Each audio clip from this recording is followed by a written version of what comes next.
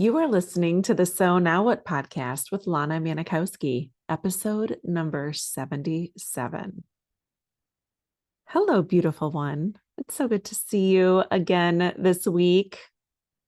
Had such a beautiful weekend. If you don't follow me on Instagram, you might have missed my pictures from our St. Patrick's Day celebration in Chicago. It was so much fun.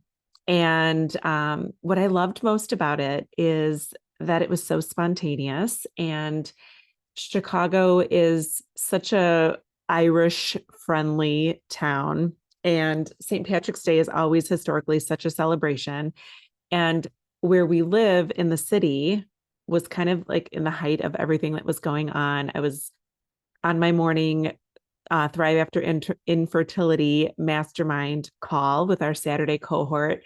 And I was looking at the window and the parade route was assembling, and all these people were just buzzing through the city with green on. And Jack came home from running some errands. And I was like, we need to go out and celebrate St. Patrick's Day. So we got Coco all dressed up, ready to go. And we had an absolute blast walking through the city, seeing the river turn green, the people just coming in droves, and the bars and the pubs were alive, and everyone just seemed so happy. And I really don't take that for granted. And I think for a long time after finding out that I couldn't become a mom, I felt like I almost had this relationship with my free time that I was almost angry at it because I really wanted to have, I guess, a life that I was like busy doing kid stuff, and I didn't have that. So when I had this free time to just be free and enjoy my life and enjoy this journey, I didn't really come to a healthy relationship with it. But I am at that point now, thanks to coaching and the amazing work that I have done with my life coach, and really started to embrace the ability that I have to look out a window, want to be part of something, get dressed, and go out and be part of it.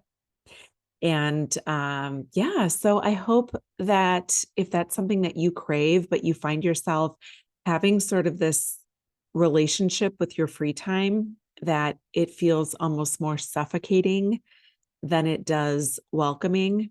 I want to just acknowledge that is real. It is possible to have that type of feeling about not knowing what to do with your time and wishing that your time was more scheduled because you wanted to have kids and you wanted to be the mom that would cart kids around on a Saturday to soccer, to dance, to all these things that we thought were going to be part of our lives.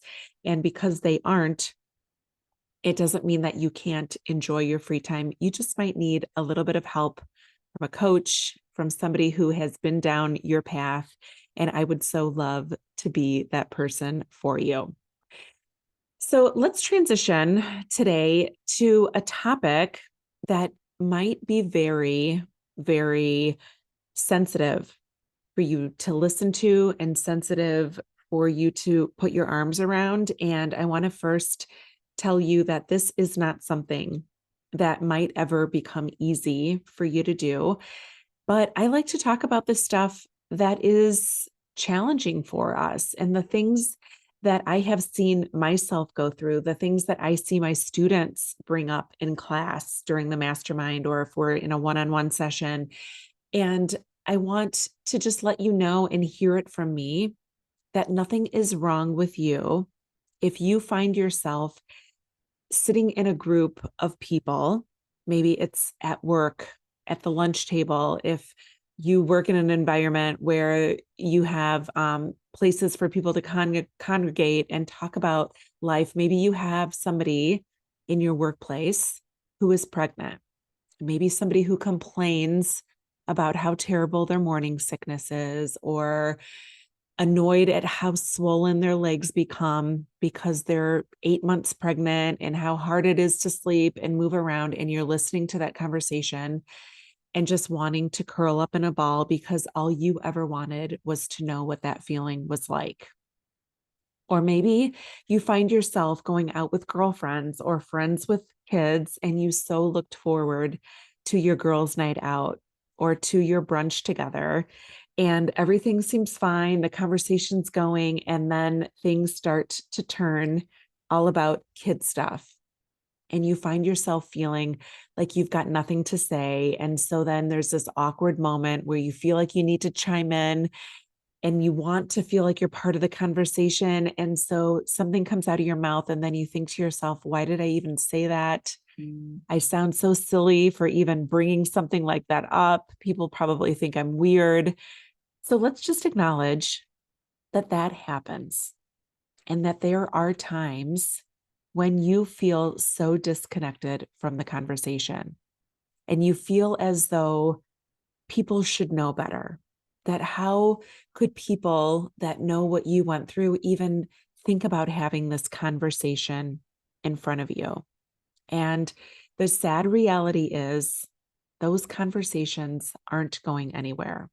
And maybe you are lucky and you've never been put in that situation, and that is totally fine, but keep listening, because there might be a time when you have this awkward moment where you feel so violated and feel so misunderstood and unloved, because you couldn't imagine that somebody who knows your story and knows the journey that you've been on would even bring up a complaint about being pregnant or point out something that seems so unfair to you. And so I'd like to talk today about what are some of the options that you can implement if you find yourself in these circumstances. And I first want to give you the spaciousness to tell you that no matter what you decide and what you feel, it is valid. Do not feel as though you should be further along from this, or that people are going to think you're weak if you respond in a way that gets them feeling a little bit uncomfortable, or maybe gets them realizing that this was not a conversation that you felt comfortable being around. So I first want to acknowledge your feelings. And no matter what your reaction is, I just want to tell you that it is valid and you are allowed to have it. And please try not to have judgment for yourself for reacting in whatever way that you do. But if you want to maybe create in your mind some planned responses or some planned actions that you might take if you find yourself in this circumstance. And one thing that I've talked about, and we've put this list together actually with some of my students recently, is finding an ally in the group. So maybe not everyone knows your story. Maybe not everyone is privy to the number of miscarriages you've had, or the numbers of fertility, or the numbers of IUI or IVF cycles that you've been through. And they just start blabbering along.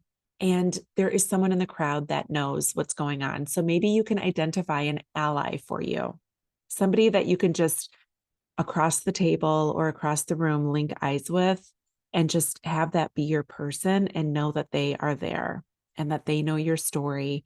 And no matter what's being said around you, you have that person across the room who is there for you and loves you and is supporting you, even if it's silently.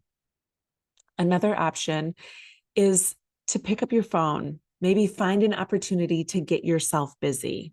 And it doesn't have to be very dramatic. It could be dramatic if you want to pick up your phone and do a big sigh and get on your phone. God bless, do that. Maybe you want to just pick up your phone, and even if it's just scrolling through social media, just to ignore the conversation and have the conversation continue and you not have to actively be a part of it, that is fine too. Maybe you want to text a group of friends. I know we've established this in my Thrive After Infertility Mastermind. We have a group chat, and if someone is going through something, it is understood that you pick up your phone and you text us. You tell us what you're going through, because we're there to hear you, to understand you, and be there for you. So maybe you have a group or someone that you can message when something like that goes on.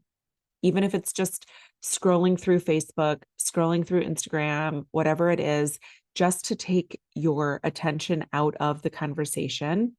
And maybe people might notice, and people might say, oh, I noticed Lana there in the corner on her phone while I'm talking about baby formula or the best car seat that you should get for your newborn baby. And maybe that might be a trigger for her. So I'm going to stop talking right now. And we can't control whether people do or don't do that. But if that's what preserves you from having to actively be part of that conversation, that is so okay. Maybe you want to step away. Maybe that's a good time for you to just pick up and go to the restroom. Pick up, take your phone, go outside, make a phone call, something that just removes you from the conversation. To me, that is such a good option and something that is preserving of you and preserving of your energy. Or maybe you want to say something, and that is okay too. A lot of us feel very uncomfortable telling someone that we feel uncomfortable with their conversation, but we are allowed, if we want to set those parameters for us and set those boundaries for us, go right for it. Because I think a lot of times we judge ourselves and we think somebody's going to think we're weird. Somebody's going to think that we're jealous or we're haters or we're not happy for them. And that's okay. That's them. Allow them to think what they want, because what we are doing is managing what we think about us. And then lastly, I just want to say, when these things come up for you, what is the reminder you want to have in your mind? And that goes along with creating a story for yourself. What is the story that you want to remember? Maybe it's a few sentences that you can put together. Maybe it sounds something like, I know how bad you wanted this, and I know how hard these conversations are for you to hear. But I want you to remember that what you tried with all of your heart, and you did everything you could to achieve your goal of motherhood. And even though it didn't happen for you, I still love you, self, and I'm here for you. And I'm going to do whatever I can to support you. So I'm going to leave you with that thought today, and think about the words that you want to put together on paper. What do you want to remind yourself of when you are unknowingly or not prepared to be put in front of a conversation that makes you feel unheard and uncared for? And remind yourself that as long as you remind yourself that you are cared for by you and me and the thousands of other women in this community, that if you had all of our phone numbers, I promise you that we would pick up our phone and we would tell you how beautiful and amazing and lovely and brave and strong and proud you should be of who you are. So have a beautiful week. I love you. And remember, it is never too late to discover your meaning. I'll talk to you next week.